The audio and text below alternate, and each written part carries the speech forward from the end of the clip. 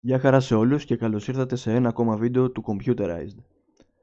Κάποιοι χρήστες αναφέρουν ότι κατά την εκκίνηση των Windows δεν μπορούν να συνδεθούν αυτόματα στο ίντερνετ και κατά συνέπεια το κάνουν χειροκίνητα από το εικονίδιο που βρίσκεται εδώ στην γραμμή εργασιών κάτω δεξιά.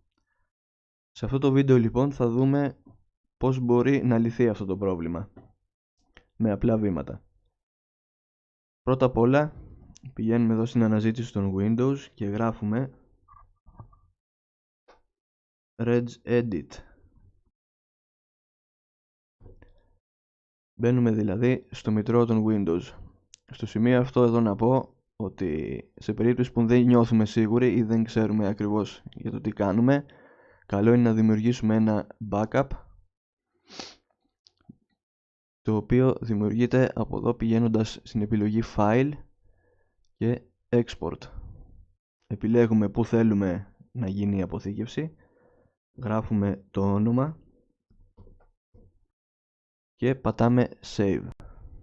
Οπότε αν κάτι πάει στραβά μπορούμε απλά να τρέξουμε αυτό το φάκελο από την αρχή και να έχουμε τις προηγούμενες μας ρυθμίσεις.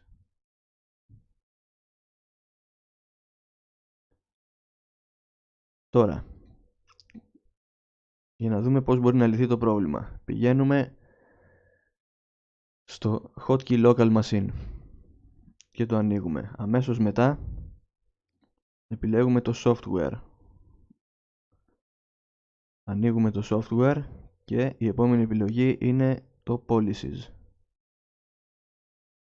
Microsoft αμέσως μετά. Windows. Και ανοίγουμε αυτόν εδώ τον φάκελο, ο οποίος έχει το όνομα WCM SVC. Εδώ λοιπόν όταν ανοίξουμε το φάκελο, οι περισσότεροι λογικά θα δούμε ότι υπάρχει μόνο ο φάκελος local, αυτός εδώ. Ο φάκελος group policy αρχικά δεν υπάρχει. Εάν δεν υπάρχει θα πρέπει να τον δημιουργήσουμε. Πώς τον δημιουργούμε? Πατώντας δεξί κλικ εδώ και νέο κλειδί.